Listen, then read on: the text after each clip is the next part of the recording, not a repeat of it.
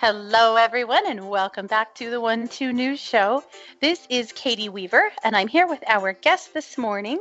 She is fairly new to the 1-2 family, but I can say I feel like she has fit in and clicked in like she's already been here forever. She is one of our friends across the pond. It's very fun to keep adding people that are not from here, give us a little more diversity around here. I think we could use it. She is an angel intuitive, a health intuitive, a spiritual advisor, and has just learned a cancer. And so I love her already. Please welcome Caroline Nettle to the show. Thank you so much for having me on. Good morning to you. Good morning. I'm so happy that you joined us. And Caroline has been a real trooper because I also gave her the wrong time for the show. And she has rolled with me, so I have to thank her profusely and apologize for screwing that up. But she was cool enough to hang out with us anyway. That's fine. Don't worry. I'm sure I'm human too. We have just moved the time of the show, and apparently my brain is stuck in one mode. But anyway, no worries. You're here.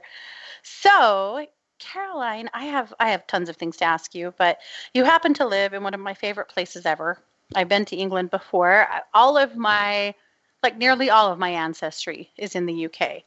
Okay. And I love England a lot, and I just keep wanting and trying to go back. I would really like to take Scott and go and do a lot of the things I did when I was there. I was in college, and so it's been a long time. But so I have to tell you right off the bat, I am quite jealous of where you live because it's an amazing place. It really is, but it's a little bit noisy today because we have Storm Brendan that is hitting us with strong winds and rain. So if you can hear lots going on in the background, there's very little I can do about Mother Nature. But yeah, I mean, that's so funny to hear that because since I can remember, so I think I hitched to Europe the first time when I was 14. And in those days, you would jump on a train and hide in the loos on the boat. And yeah, I was a bit of an adventurer. And I've spent my entire life traveling this gorgeous globe of ours. And suddenly at 52, I was like, you know what? I think I want to go home. So my newfound love for England is, it's shocking to me and most of my friends that have kind of been watching me doing all those travels. And yeah, I just don't want to go anywhere. I want to be here. It's very strange. That's fun. I like that, though. I can see that Cancerian heart of yours, though, wanting to drop roots at home. Yes. I think I've just let her speak for the first time. And also, I mean, I don't know if you saw, but I'm setting up a market garden. And the irony there, of course, is trees and plants grow roots. And here I am, the least patient person on the planet going, come on, grow. But yeah, I'm looking for land and I want to plant things that take a long time to grow. I have no patience and that grow roots. So I think the universe has a very good sense of humor. I think so too. But I just looking at you and your energetic gifts and your vibe, how could you not be great at growing? I think that you'll do such a beautiful job with that because that's in your nature. It's in your energy to grow things. Thank you. And, at 51, I'd never had more than a few pretty plants in the garden. But one of the things of being a traveler is you can't really keep a garden or pets or have children in my case. So I forgot to do all of that. But it's really interesting because my grandfather, my mother, my great-grandfather were all amazing gardeners. And I just waited till I was 51. I'm still in shock, to be honest. I mean, I was with my plants today and I just love them more than life itself. They're so cool and they don't, I really took the philosophy of if you want to grow and be in my garden, that's great. If you don't want to come up, that's great too. I don't mind. So everything that's there chose to come. And yeah, I truly love it. And then I've been doing all this research about medicinal herbs and getting people into the garden, which helps with PTSD and depression and stress and anxiety and all those wonderful things that we are all suffering from in this political era. Shall we call it that? Sure. Yeah. So yeah, it's just the potential of what I'm planning to do is just keeping me really going. Yeah. Good. I love that. And I did read that it's a part of your plan for the market garden is to help people with PTSD using horticultural therapy. I absolutely love that. That I am a fan of it because I'm a gardener myself, but I'm also just a fan of it because I feel like you taking the initiative to help people return to the soil is so powerful. And I have no doubt you'll do some really great work with that. Thank you so much. And I kind of tripped over. We call it care farming here in the UK. So that's where, like, you can have a care farm that helps people with, I don't know, learning disabilities or autism. I chose PTSD because I have PTSD myself. And but I lost everything in a fire in February 2018. I know, but I just started a garden. And I really allowed myself to scream and cry and grieve and, process all that big trauma. And I feel like I'm just about coming back to me 2 years later. It took a little while, but I'm so grateful that I had that garden. And anyway, within that 3-month period when I probably was a bit cuckoo, this guy comes up from an organization in England that do amazing work called Social Farms and Gardens.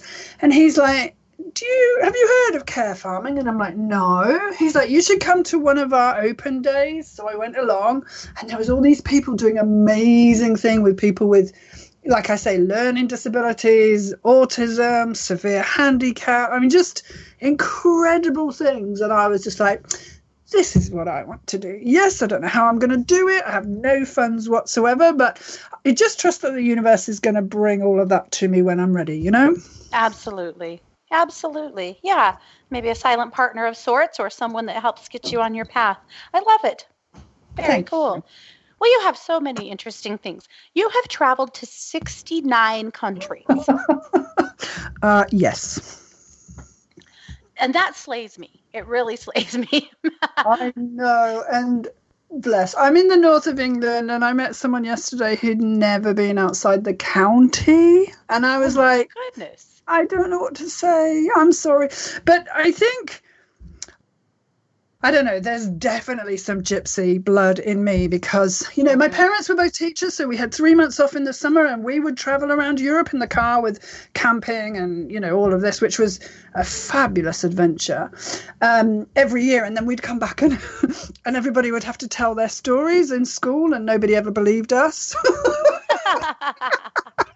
Because, well, I mean, it probably did sound quite far-fetched to everyone else. But, yeah, and then, like I say, I think I hitched to Europe when I was 14 for the first time on my own. Maybe that's not true. Maybe it was 15. But anyway, very, very young. And just kind of kept coming back thinking, right, I'll earn a bit of money, then I can travel. And then I thought, I'll get a proper job, and then I can earn lots of money, and then I can travel with. I did, and just come back, earn a bit of money, off we go again. And yeah, I love it, and I'm so blessed and privileged that I had that opportunity, because I'm not sure I would do it if I was 21 now. That's true. Yeah, times are a little different now, aren't they? It's very different. But also, one of the words that people throw at me all the time, which I don't know if it sits that comfortably, but they always say I'm really brave. Like, for example, I wouldn't think twice when I was traveling and when I was really doing this of like going, where should I go tomorrow? I know, I'll go to Peru, and off I would go, and no fear whatsoever. But what really does frighten me, like huge, huge fear of staying in one place permanently. Like that brings up the fear of God in me. So the traveling itself wasn't necessarily the bravery. What you're doing now is. Possibly, or maybe I've just grown up. Or changed. Don't grow up. What do they say? No, don't grow up. It's a trap. I think so. Well, yeah, but no, I'm loving being on the One to Listen website, just because like I get to speak to all these Americans, and it's just such, I've always loved people that are of a different nationality to me. It's so bizarre to me that I've always been really enamored with people that are traveling or different cultures, or I've always been really turned on by different. And Yeah, it's really fun for me. You guys have so many different accents, and yeah, it's cool. Mm-hmm. It is fun. I totally agree with that. Well, and that brings me to you as a reader. So you've been doing angel reading since 2009, but you've been doing healing since 2005. So you've Yeah. been in this industry for quite some time. Why? What brought you here? So I became a healer because, like most other people, I was really, really, really sick, and I've never believed in doctors, which is interesting.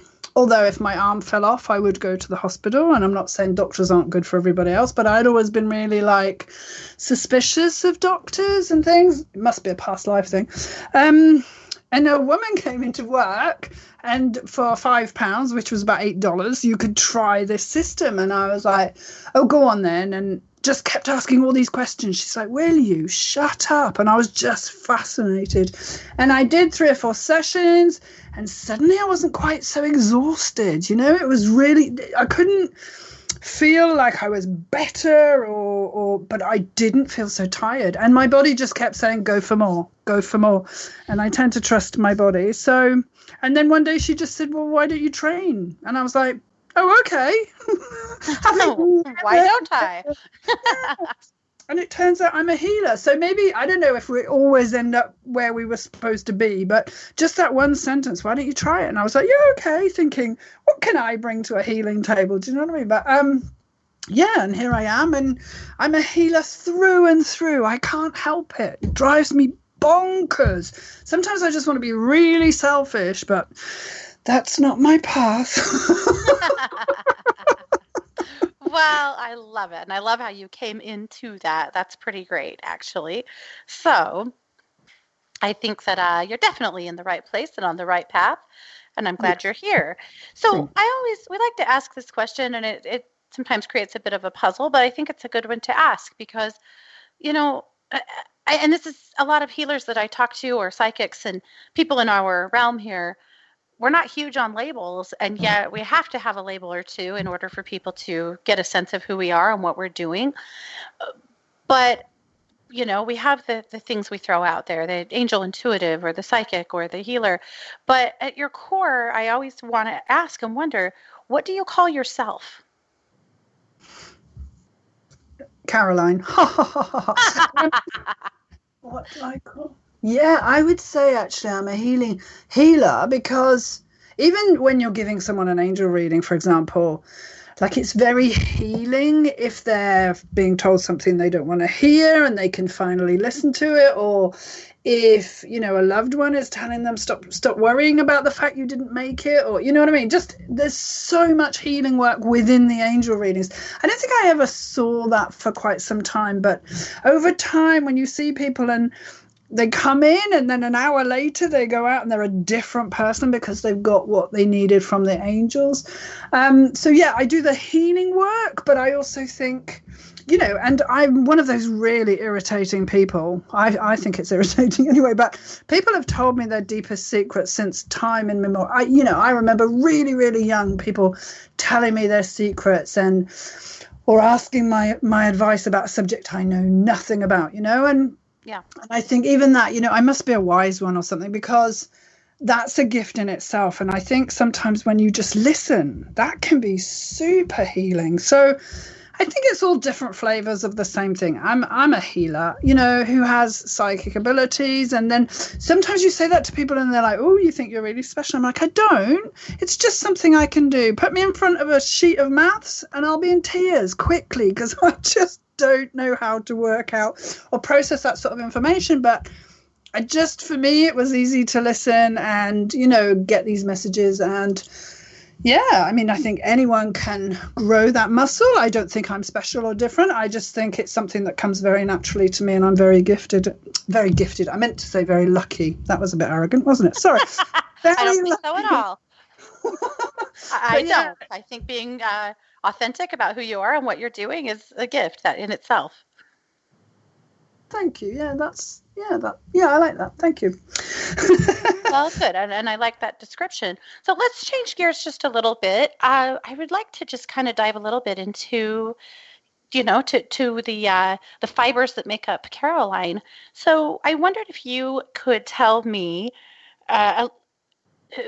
sorry, I'm getting ahead of myself. More words than can come out of my mouth at the same time. I wondered if you would tell me about 3 people who have influenced you the most in your career. Wow. David Attenborough. Oh, wow. David Attenborough. Nelson Mandela. And the plethora of amazing women who stood up and said, I'm going to do it anyway. I can't think of one in particular, but there's so many. If you look for them, they've all been oppressed quite substantially in our society, but there's so many women, too many to name, that have just gone, do you know what, I'm going to do it and show them. That's something that has always inspired me. I'll be able to think of names after I stop talking to you, but right now they're all eluding me. I hear that. I know, I get that, actually, and that's okay. I think that actually just putting it that way made every one of us kind of think about one of our own go-to women. Yeah. Actually, when you said that, the first thing I heard was Joan of Arc. Somebody told me I was her in a previous lifetime, and that gives me goosebumps. So maybe I was. Maybe that's why I'm such a ballsy woman. I don't know. Who knows? She was amazing, wasn't she? We'll take it. Yeah. Yeah. I love it. So, and this is always a question that I think gives people a little bit of pause, and I love asking it because I love vulnerability and authenticity in these interviews. So I wanted you to reflect on, what is your biggest failure and what did you learn from it?